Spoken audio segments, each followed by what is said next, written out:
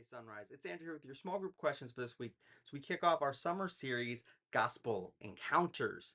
And so throughout the months ahead in June and July, we'll be looking at different texts from the book of Mark and then the book of Luke, highlighting these encounters with the gospel and different people as they experience that truth, how they're called to live out that truth, and how it shapes them. So some will see direct people one-on-one encounters with Christ. Others will see Jesus' teaching and how that affects the people around him. And so, with that in mind, I just want to begin with some basic questions to lay the foundation for the series, as well as things to think about throughout. One is, what is the gospel? Of course, we have gospel encounters. What is it that we are encountering? What are we encountering along the way? So, first is the question, what is the gospel? And then, secondly, is your personal experience. So, encounters. What is your encounter with the gospel? How has Jesus affected you? How has his teaching changed you? So, both as a believer and coming to Christ. How has the gospel been at work in you? So, those are some of the beginning introductions. Great opportunity to spend time together discussing those things. And then moving forward, we then see this play itself out in the scriptures. And so, we'll start with the book of Mark in chapter 1, verses 40 through 45, and we meet a leper. So Jesus finishes praying. He goes to a desolate place. He prays, meets up with his disciples, and then he goes. Throughout the book of Mark, Jesus is constantly on the move. And so here we then have him coming to this town, a leper coming to him, and simply asks, "If you will, you can heal me." So leper immediately recognizes Christ and then asks him something. So what stands out about the request itself? What is shown in his approach to Christ? What do you make of it?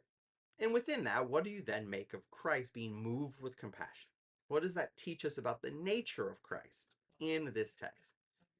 And so, as you continue to think about these things, as you work through it, how is Christ being revealed? And all the more, Jesus then commands him to follow the Levitical law and go and present himself to be declared pure.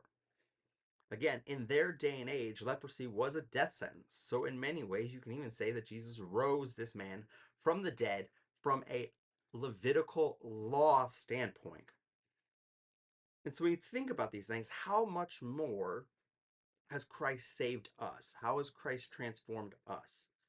When we think of this in terms of, as Animal highlighted in the sermon, as Ryle has pointed out throughout history, this picture of we have a disease apart from Christ that is so much greater than leprosy itself, as sin itself. Sin that seeps to our bones and destroys who we are. How much more has Christ healed us? How have we been transformed?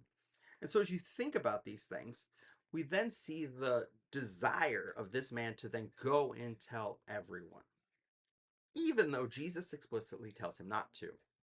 So, from the academic side, what stands out about Jesus' command not to tell and the man's overwhelming joy to tell? How does that stand out to you? What does that make you think of? Again, it'll be a theme throughout the book of Mark itself, but just the joy that comes in salvation. So hopefully you'll spend some time in this text, and of course, as we discuss these things, continually being overwhelmed and amazed at the gospel truth that transforms us. Can't wait to worship with you guys on Sunday as we have one service all summer long, and then joining throughout the weeks in our small groups. See you soon.